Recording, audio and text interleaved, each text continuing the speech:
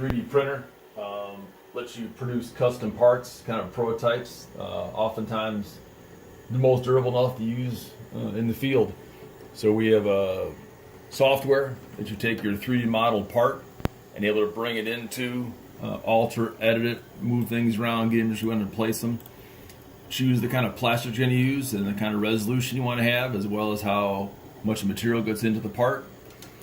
Save it to your SD card, put it inside the unit up here, and then you select it and send go. So this machine is right now is printing a couple Jeep grill key rings. Actually able to use a plastic spool. This is a polylactic acid or PLA plastic we're using to produce these parts out. The plastic is extruded through a heated tip, kind of like piping frosting out with a computer controlled nozzle.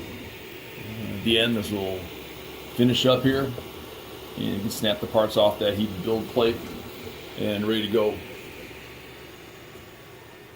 There you go, guys. Tabletop 3D printing.